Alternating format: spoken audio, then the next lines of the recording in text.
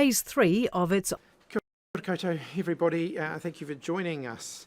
Unfortunately, our regular providers haven't been able to provide sign language interpreters for today's event, so closed captioning is available on the Ministry of Health's live web feed, but we'll also be making a full transcript of today's press conference available on the Ministry of Health's website as soon as possible after the event has finished.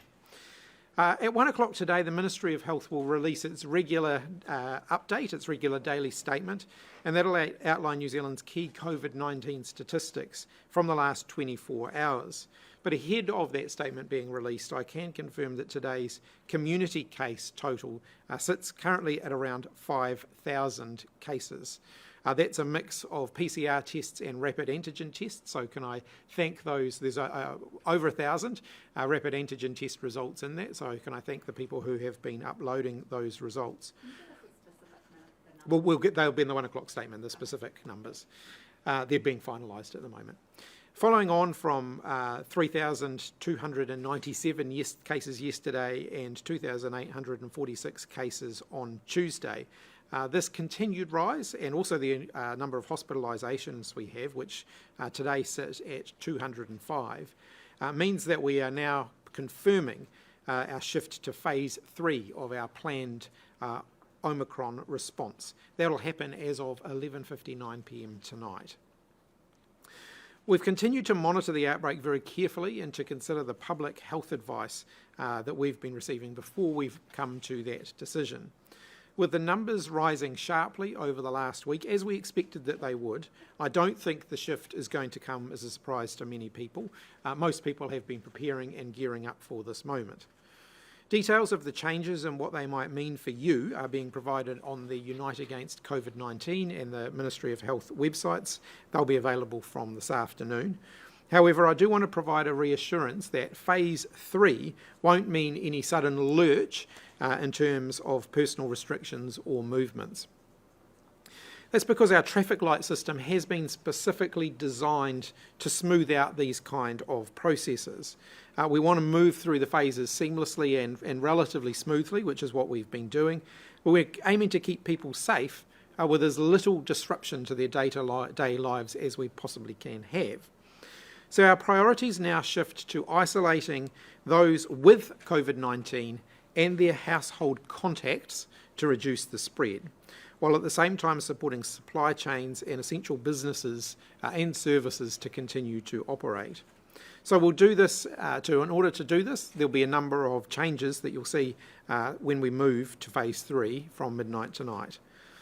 Only confirmed cases and their household contacts will be required to isolate. So I'll run through that again. It will only be confirmed cases and their household contacts, the people who they live with, who will be required to isolate. All other contacts will be asked to monitor for symptoms, but they do not have to isolate. Rapid antigen tests will become the primary means of testing for COVID-19. They'll be available through thousands of sites around the country, including pharmacies and GP practices, and we've got millions more of them arriving in the coming days. Major shipments are due today and over the weekend. We expect businesses to be able to make rapid antigen tests available to the public for purchase through retail outlets from March. We'll have more details of that in the next day or two.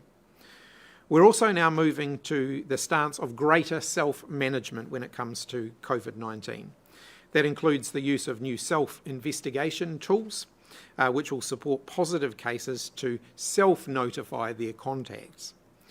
Because only household contacts are required to isolate, the tool will help us to keep track of exposure events and locations and the overall spread of the virus. Contact tracing teams, though, our teams, will be focused on identifying and tracing those who have visited very high-risk locations, such as a hospital or an aged care facility, and there will continue to be support for those members of our community who aren't digitally set up to engage in that way. Hospitalisations now become a major focus, and daily case numbers will become a less important metric from this point onwards. This is critically important. Practical changes to ease some of the pressure on our health system over the next 3 to 6 weeks have been driving the changes that we've been announcing today. And that ensures that we can keep critical services and supply chains remaining operational and keep our economy moving as well. So there's no doubt the next few weeks are going to be pretty challenging, but New Zealand's better positioned than most countries to respond to Omicron. We will get through this. We've seen and learned from what's happening overseas. We just need to stick to the plan that we've set out as we manage higher number of cases in our coming weeks before we will reach a peak as other countries have. Because so many New Zealanders are now vaccinated, and because Omicron has a less severe reaction or triggers a less severe reaction amongst many people, we can have that more devolved response, placing a much greater emphasis on self-management, allowing our teams to focus more on the vulnerable and on the most vulnerable. Preparation and supporting will be a key for many people. We've been asking people to prepare for the last few weeks, both mentally and also by putting their plans in place. So making an isolation plan, having their stay-at-home kit ready, talking to their friends and whānau about how they will manage through if they and their household needs to isolate. Our high vaccination rate should also help us through the next period. We still strongly encourage people to get their booster doses if they have not already done so. We're currently nudging around 70% of people who are eligible for a booster have either taken one up or who have booked in. So there is still room there for us to get ourselves even more protected in the coming days by people taking up their boosters. You are far less likely to end up in hospital if you get COVID-19 if you've had a booster, and the Director General, I know, can speak more to that. Care and support will be available in the community for those who need it most, as it always has been, and our community providers are being resourced to provide care in the community and wraparound health and welfare services alongside clinical care for those who have higher needs. So whatever phase 3 might mean for you as people, as businesses, as organisations, as communities, I want to reinforce that we have carefully planned for this, and that New Zealand is in a much better shape going into the potential peak of Omicron cases than many other countries. So keep supporting one another and we will get through this. With that, I'm happy to.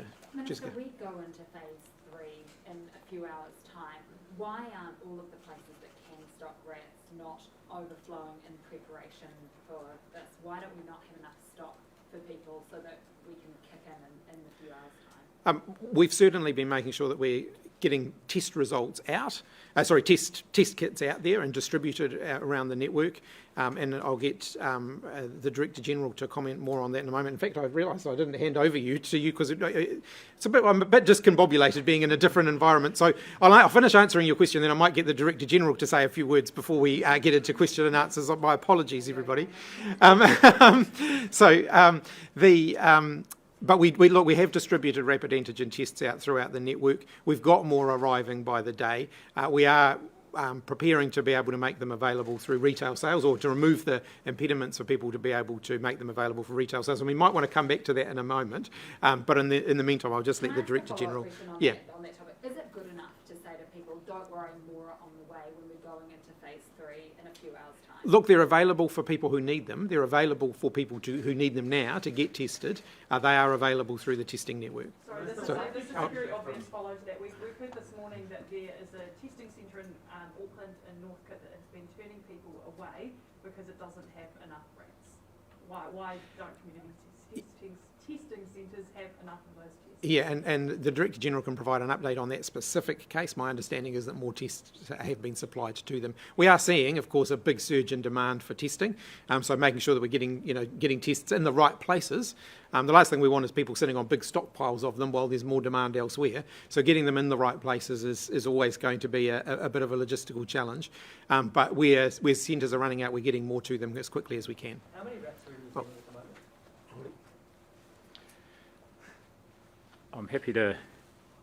Well, thank you, Minister, and welcome to the Ministry of Health. Welcome back to all of you to the Ministry. Kia ora koutou katoa. So I will cover off, perhaps I'll make my opening comments and I can respond to some of those anticipated keen questions about rapid antigen test. But just to start with, one of the reasons we've advised the move to phase 3, and as the Minister's suggested or hinted at around 5,000 cases at least, a combination of both PCR confirmed and rapid antigen test confirmed cases today.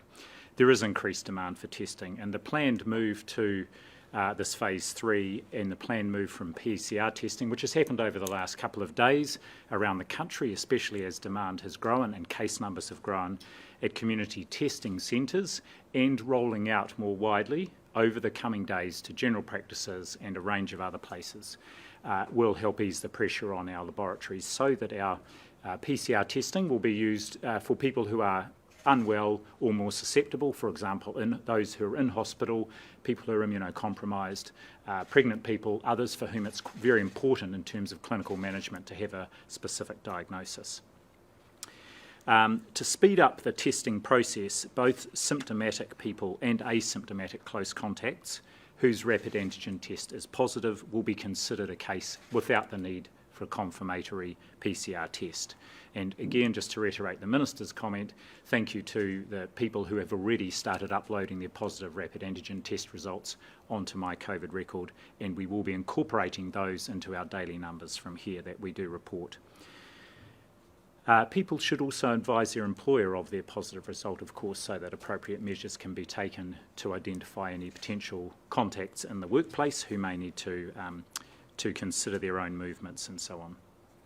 Now, rapid antigen tests will continue to be used for critical workers who are household close contacts to help support them to return to work if they need to, if they are critical workers. So recalling that at the moment, both cases and household contacts need to isolate for that 10-day period, but household contacts who are critical workers, who are asymptomatic, will be able to still use that exemption scheme and use rapid antigen tests to be able to go back to work. We'll also be following up any rapid antigen test positives we get from people who start coming across the border with a PCR test. This is so we can do whole genome sequencing if they are positive, and this helps with our ongoing surveillance at the border. Now, businesses have been able to import rapid antigen tests since the beginning of December, and we know businesses, however, like ourselves, have had challenges in procuring supplies because of global constraints. Those are easing, and as the Minister said, we have large supplies now starting to arrive over coming days. There may not be rapid antigen tests on shelves immediately, but they will be available soon in retail outlets. Likewise, in Tamaki Makaurau, general practices and urgent care clinics will begin to roll out supervised rapid antigen tests from today. The important point here is to find out whether or not your general practice has got the tests and is it doing this. Check on the HealthPoint website. That will have an up-to-date list of all the places you can get a rapid antigen test. We do have enough in the country to help us through a widespread Omicron outbreak in coming months. 1 million more we had 6.3 million unused tests yesterday, 1 million arrived last night, and there is another 4 million arriving today, and again further shipments coming over this coming week with around another 10 million at least arriving over the next week. We are getting them out to places, but as you know from demand on certain supermarket products at times, there can be a mismatch between demand and supply. And in the case of the centre in Birkenhead in Auckland, yes, there was a shortage and more stocks have been supplied there. I should say one of the things we are trying to anticipate is also the impact of people being cases and contacts on supply chains and logistics like courier companies, and so we have got the rapid antigen tests as dispersed as possible through the system. Just on isolation and why we're moving to just household contacts, we know that with Omicron, as with other prior variants of the virus, household contacts are by far the most likely to become infected as secondary cases. And that's why in this phase we are focusing now just on household contacts isolating. So as the Minister said, from tomorrow only cases and their household contacts will be required to isolate. Now, while other contacts will not be required under the Section 70 notice to isolate, clearly it's important that people know if they have been in contact, and that's why we're asking cases to self-register and let their contacts know, because they may need to take appropriate precautions. They may need to let their employer know if they're a critical worker, for example, and likewise they may need to for example, modify what they do, not visit older relatives or people who may be susceptible if there's a risk they were a contact.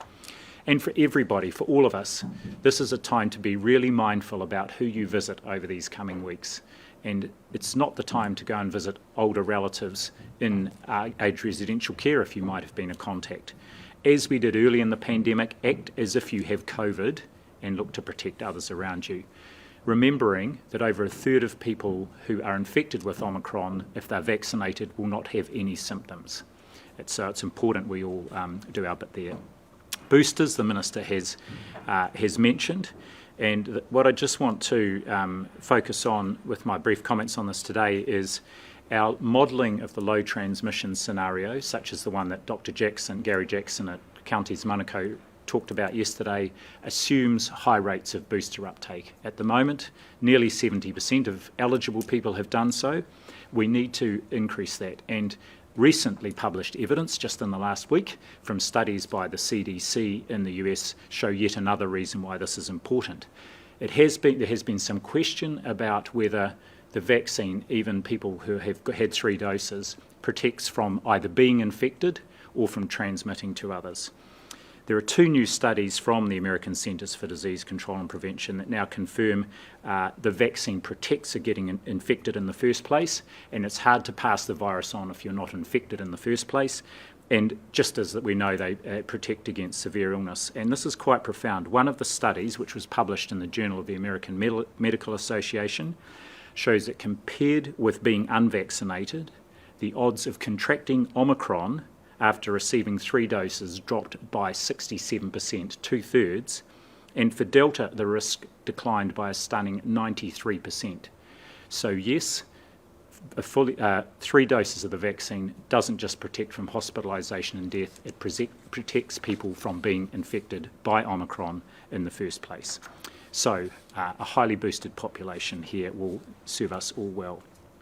Finally, just to let you know that our health sector has been working hard over the last few months to get prepared for Omicron. There's been a lot of work undertaken by district health boards, by our primary care providers, by community providers. All DHBs have plans in place. You will have seen the hospitalisation number at the moment, over 200. Now, that's a significant impact, but our hospitalisation rates across the country are on average 85%. That's about what they usually are. ICU occupancy is about 62%, so we have capacity in the hospital system, but we want to try and keep the hospitalisations down as low as possible. Even now, with over 25,000 active cases, the hospitalisation rate is less than 1%, so it's much lower, but the number of active cases will drive our hospitalisations. If you are unwell for any reason, you should and can safely seek care throughout the health system, and that includes inside our hospitals. Back to you, Minister, I think, for all the hard questions now. Thank you. We'll have another go. Sorry about that. Right. You're saying with phase out, you had household-like contacts as having to isolate in phase 3. What's happened there? Why is it now only household contacts? We're trying to make this as simple as possible. We don't want there to be confusion about who needs to isolate. And so we've worked really hard over the last few weeks to make sure that we're getting this as clear as possible so that people really understand whether they need to isolate or not. But for some people in workplaces, if you're sitting in a small, warm office, that's just as likely that you'll pass it on or catch it from them as you would as someone living in your house. So I think it's important to note that this is who is required by law to isolate. That doesn't mean that people who feel that they have been exposed shouldn't isolate if they're in a position to be able to do that. This is who is required to isolate. That's quite a dangerous, especially when we see, especially in say Pacifica households where we've seen families over-isolate, so isolate to an excessive extent when we don't have clear communication. So is it appropriate to be sending a message? You can judge how far, when you want to isolate, how you want to do that. If you are a household contact, you have someone in your household who has COVID-19, you are required to isolate. If you have a friend who has COVID-19, you can make a judgment about whether you think that you would be at risk based on the nature of the contact that you've had, or a workmate based on the nature of the contact that you have had. We are moving to a position now where there will be a much greater number of COVID-19 cases in the community, and we are asking New Zealanders to accept a much greater degree of personal responsibility for what they do around that. The Nurses Association says they've been told if a nurse tests positive, but as long as they're asymptomatic, they can still go to work. Is that correct, Dan? Is that safe? I'll get the Director General to comment on the workforce guidance. So we have a specific scheme in place for healthcare workforce if they're a critical worker and it's essential that they are able to work to keep a service going. They cannot go back to work for the first 7 days.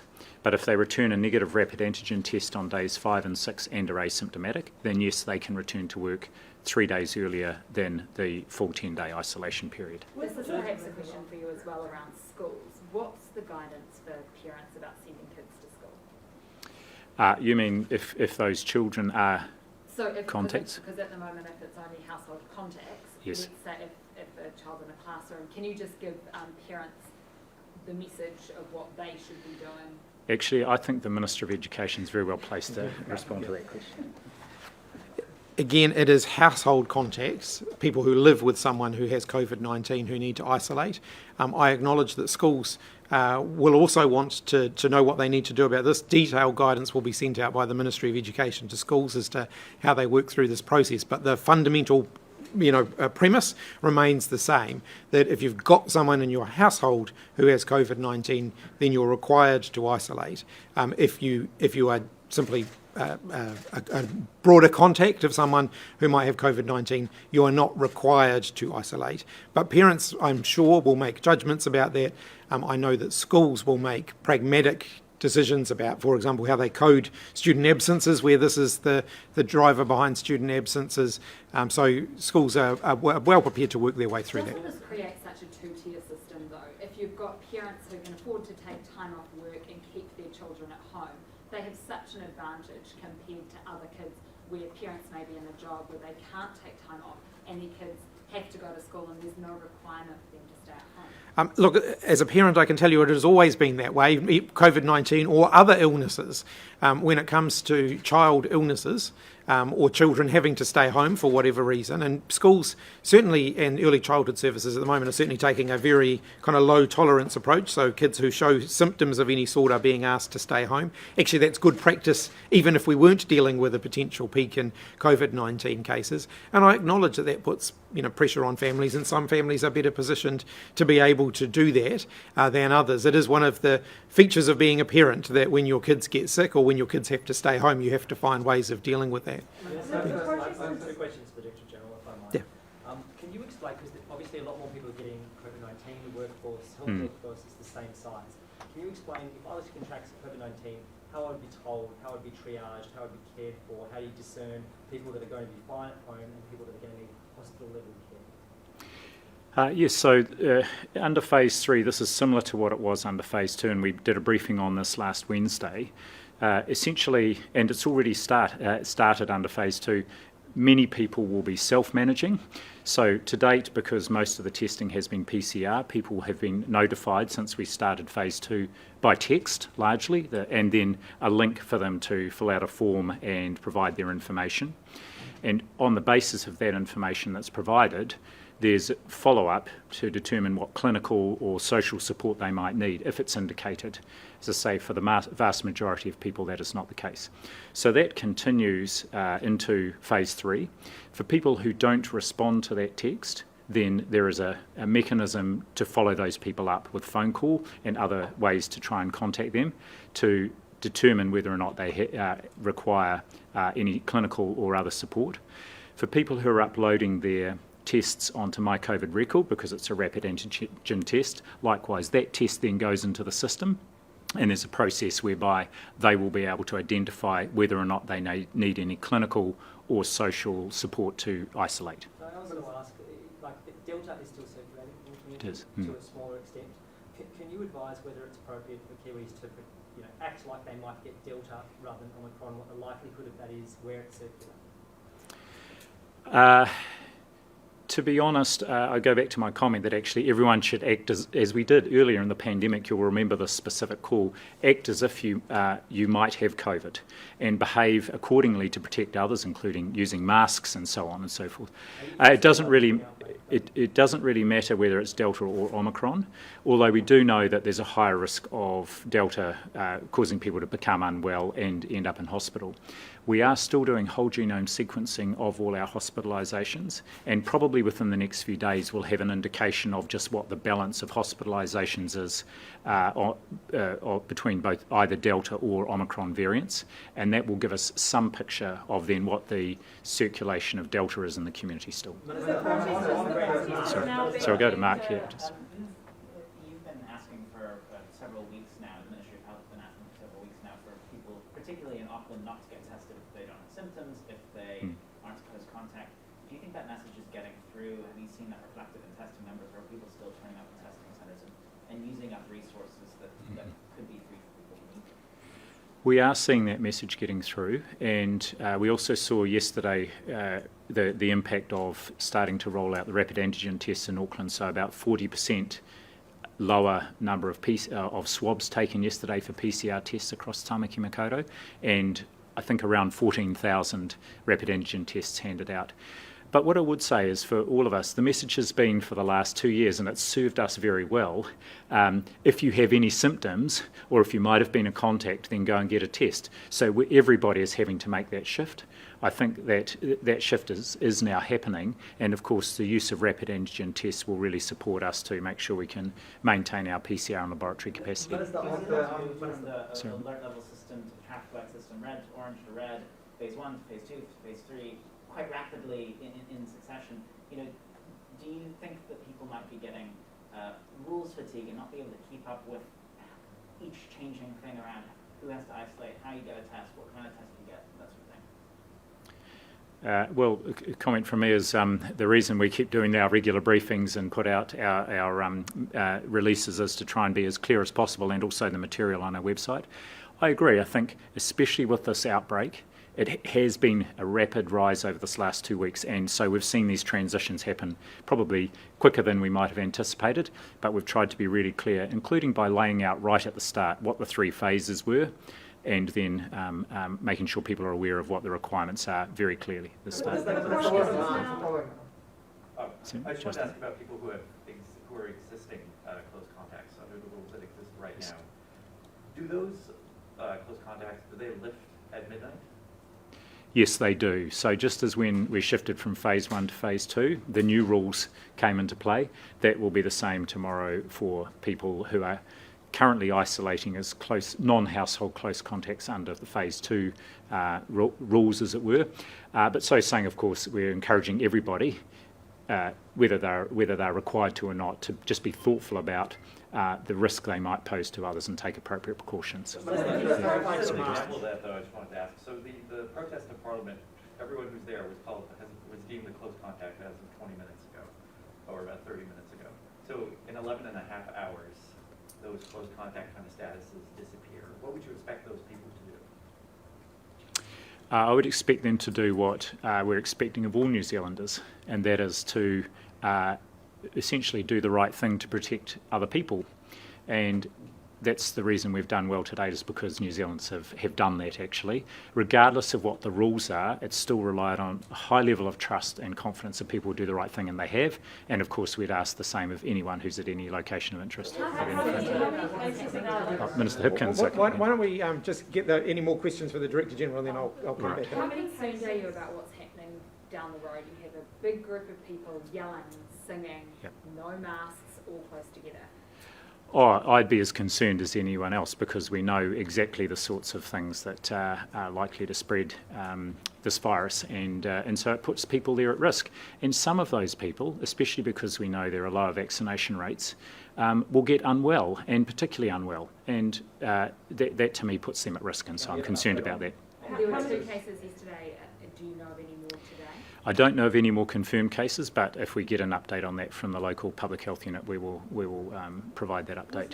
Sorry, so is the question. Was there someone who was connected to the protest who turned up at Wellington Hospital yesterday who was sick? Have you been made aware of that? Well, we have seen reports that there have been people who have been at the protest who have sought care at the hospital through the emergency department, most likely because they are away from their usual place of residence, so they've sought care there. Yes, and so there have been people who have been at the protest and have turned up at the hospital and have, because everybody going through the EDs at the moment is being tested, they have tested positive for COVID-19. What I'm not sure is whether they sought care because of COVID-19 related symptoms or for another reason. So how many people from the protest have turned up at the hospital and subsequently tested positive? I don't have an exact number on that. Sorry.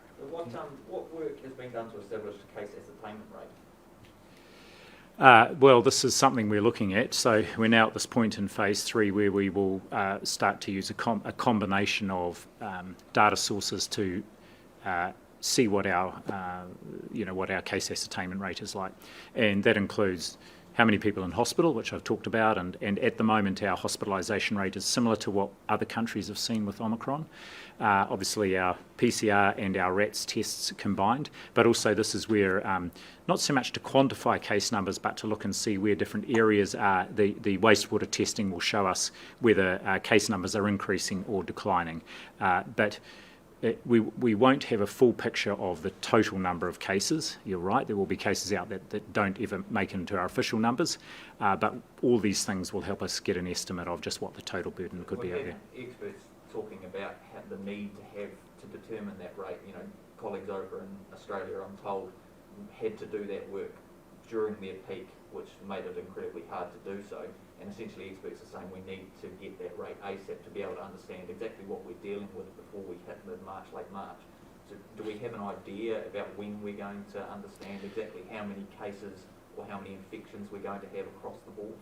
Well, 2 comments here. One is we have our modelling, and that has shown us what we might expect based on a number of assumptions and inputs. But secondly, as the Minister mentioned, actually what is important is our hospitalisation numbers and the impact across not just our hospitals, remembering the vast majority of people who need clinical care will be just looked after by their GP or other clinical providers. If we have that rate, we can then predict what populations, what communities, what areas are going to be hit harder by that, and then we can look at resourcing those areas.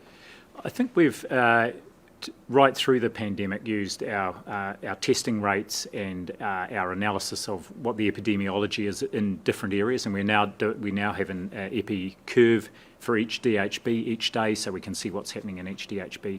So yes, this will be important, but what I would like to say is it doesn't require us having an exact picture of the number of cases out there. We will be looking at a range of metrics to help us manage our way through the next 3 to 4 weeks. Minister, the RATs and masks, can you just clarify, and maybe it's not Auckland deal with as well, why would someone buy one versus getting one from a pharmacy? Would that be for surveillance rather than being close contact or having symptoms?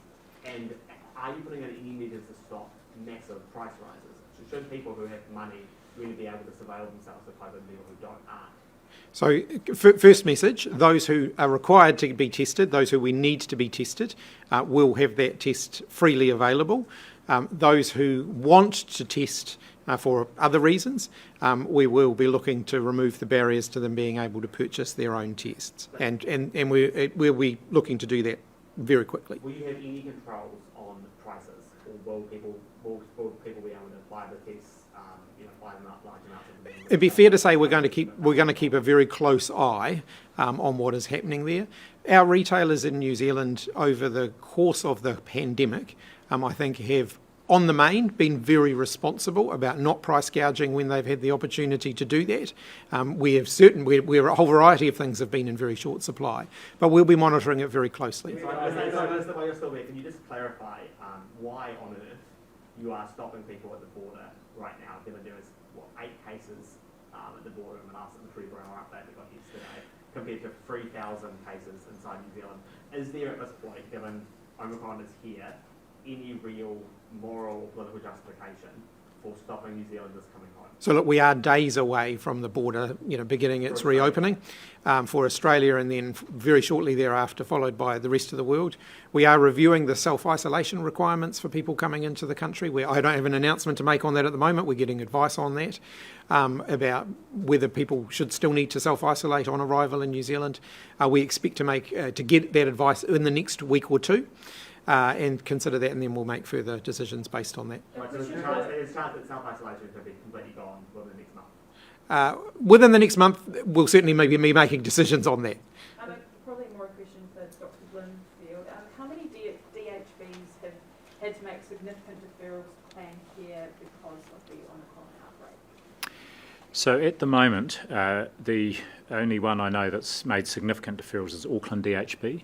And even in the Auckland region, which was clearly it has been the hardest hit, the other two district health boards are still doing about 70% of their volumes.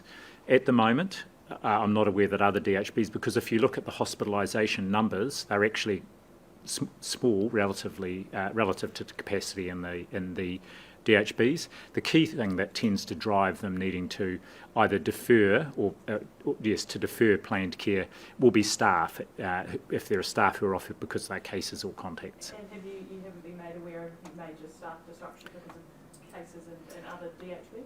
Not at this stage, but they all are having staff disruptions. I think to say that they are interested in and supporting not just disruptions because of staff challenges inside their DHBs, but also out in the community, and particularly in aged residential care. So they're all working closely with aged residential care to make sure that is an area they're supporting if they needed to. And given the number of cases that we've seen in schools, does the gap between the first and second doses for 5 to 11-year-olds need to shorten from 8 weeks? Or has that been considered?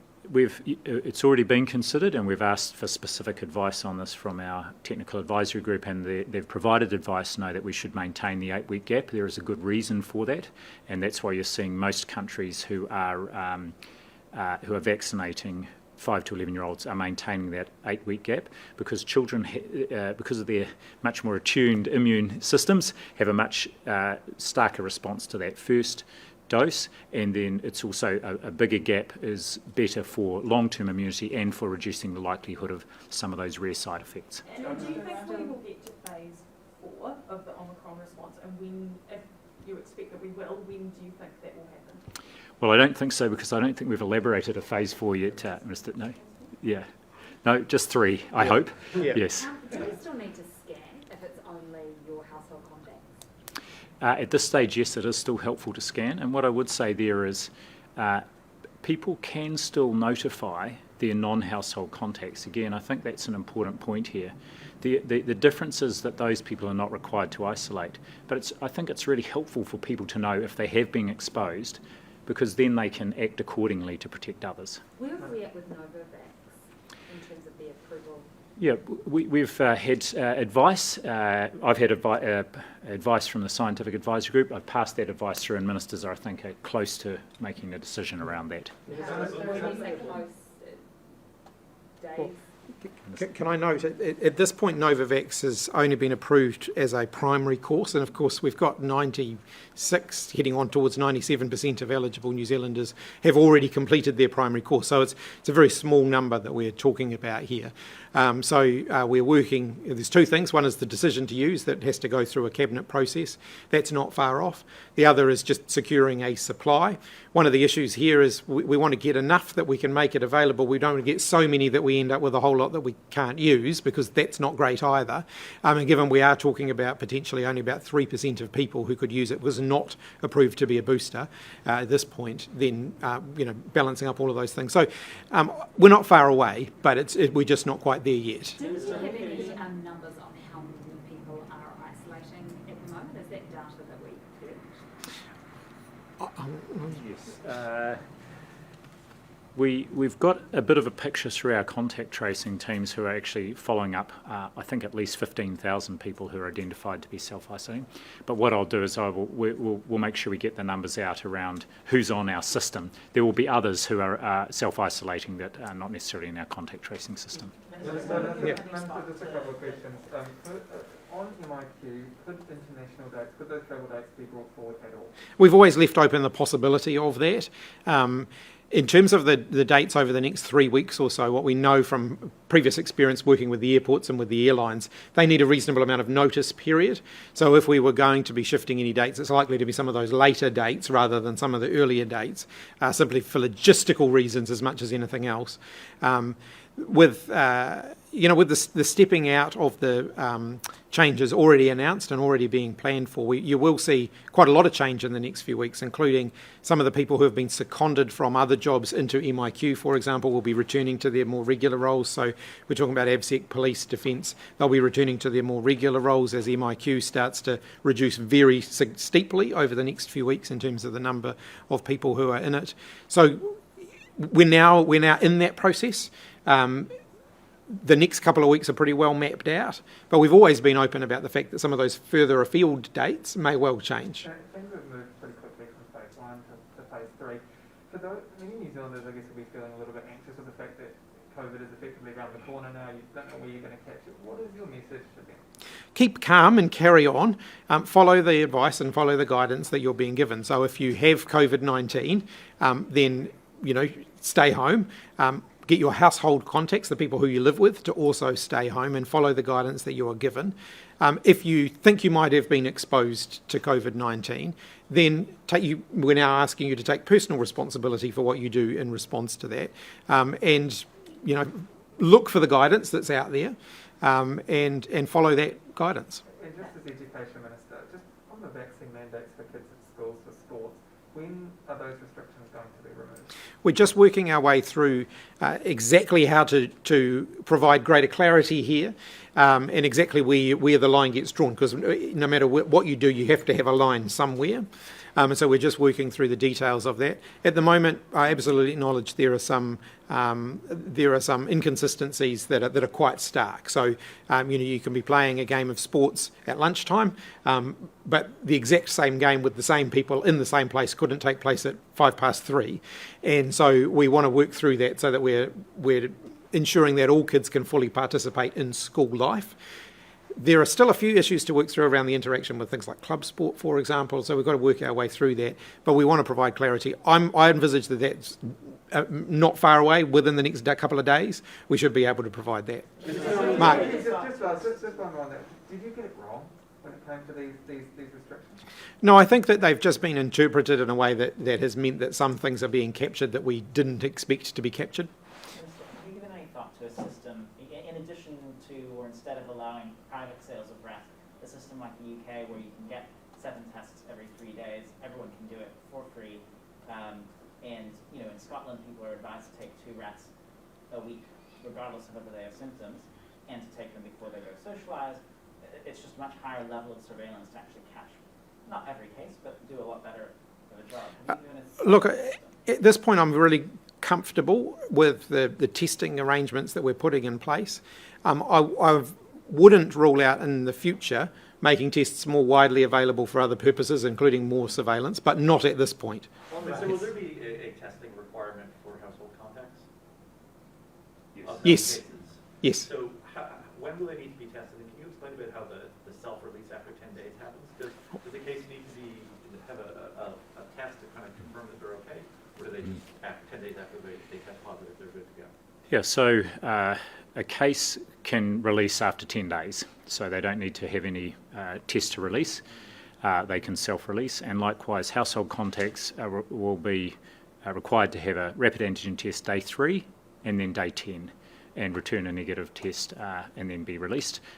If either of those are positive, or if they're symptomatic and return a positive test, then they isolate from 10 days from that point. But when you say March for buying rats, do you mean March 1? I said from March. I haven't put a specific date on that, but as I've indicated, I expect that process to move quite quickly from here. So I'm expecting to get some paperwork on that in the next 24 hours. May even be at my office already. It may have arrived in the last few hours. I think things will move quickly. Of course, that's on our side. That's in terms of the regulatory side. How long it takes for those retailers to get supplies, of course, is not something that we can necessarily control. Will the self-isolation requirement for protesters, will that be enforced, and how would you enforce that? And also, does that affect the cops who are on duty at the weekend? Does that mean that hundreds of them have to go and self-isolate? So remember, phase 3, what we're looking at is people who live with someone who has COVID-19 are required to isolate. There's still a day before we move that. Well, it's as of midnight tonight. But what does that mean for all the cops who were on at the weekend? They have to, Well, leave and isolate in a hotel room for the rest of the day? they'll be following the guidance that they are being given. Yeah. On the rats.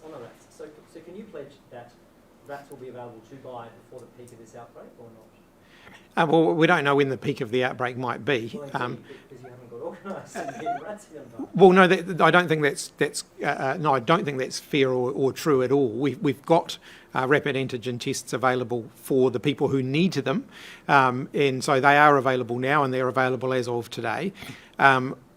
Making them more broadly available, that's going to ultimately depend on private sector suppliers being able to source them and make them available. And what about Kiwis travelling from Australia who might want to bring rat tests? Will they be able to do that, and will they be able to use them when they arrive? Obviously, I'd encourage people, if they are bringing rapid antigen tests with them, to make sure that they're bringing ones that are approved for use in New Zealand, but we're not going to be searching every bag for rapid antigen tests. What's the price that we're looking at for those rats? Because that work's been, we were told that, the price was being worked on in November, and we still don't know. Do we know what the price is going to be? Well, ultimately, it will be a market, so the market will determine the price, but we're looking very closely at whether that's a reasonable price or not. I don't know whether you have anything you wanted to add to that? Yes, just to confirm that when rapid antigen tests become available through retail outlets, that will be through private suppliers, and private suppliers, they'll determine the price. We've got a pretty good idea of what we think is a reasonable price, and people will have that. Well, somewhere between $8 to $10 a test. Right, okay. And just in terms of one on boosters, you say we're at about 70% eligible have been boosted at the moment, and you're referencing the desired level. What's that, apart from 100%, which would be our ultimate, what is that desired level that you would want now, and also when we get to mid to late March when we see our peak? Well, to be clear, we've done really well to get to 70% now, and likewise just approaching 50% of our 5 to 11-year-old children in a month have had their first vaccine, so as good as just about any other country. The more people that have boosters, the better for them, and the better for us getting ahead of and on top of this Omicron outbreak. So we have plenty of capacity, and anyone who is eligible should get boosted. But what's that desired level? As high as possible. One for the Minister, if I can. We've heard from, you referenced the support or the resourcing that's going to providers providing help for people isolating at home. We've heard from a number of Auckland providers that it's understood that the welfare side of it's going well. MSD are resourcing quickly, but for the health side, a number of Auckland providers, particularly Māori providers, haven't been paid for work that they've been doing since December. And it's understood that, they're characterising the hold-up as a bit of a tennis match between Ministry and DHB in terms of getting contracts out to them. This has been months that they've been doing crucial work that they haven't been paid for. Why is that, and is there work being done to rectify that? I'm not in a position to comment on that. I don't have that detail, and that hasn't been brought to my attention. Certainly something that I'm happy to look at. We'll do a last sweep of questions. So Jessica. Have any MPs tested positive for COVID-19, and is that extraordinary given, that we're being experienced? Yeah, not that I'm aware of. I know that MPs, though, are taking a lot of extra precautions in terms of what they're doing. So you'll see MPs right the way across Parliament being pretty conscientious around mask use, around those kind of public health measures. A lot of our activities now are being done in different ways. So my own constituent work I'm doing via Zoom rather than meeting people in person. So my electorate officers aren't having people coming in at the moment. And a number of MPs are doing similar things.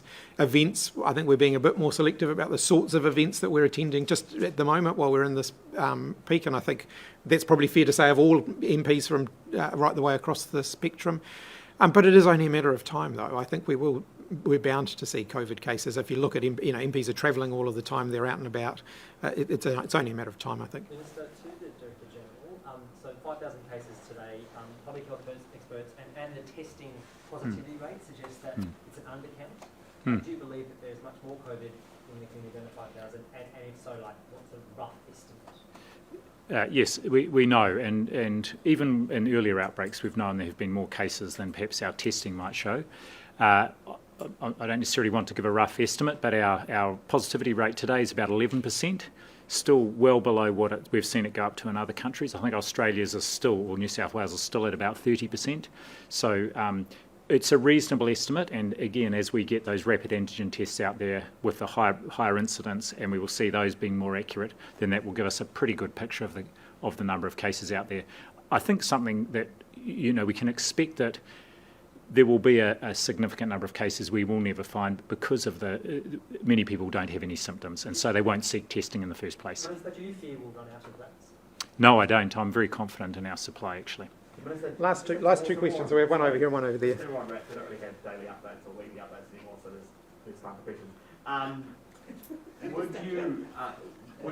Would you expect to put any kind of incentive in people to actually upload their rat results? New South Wales has a $1,000 fine if you don't upload your rat result. Is that a path New Zealand would go down?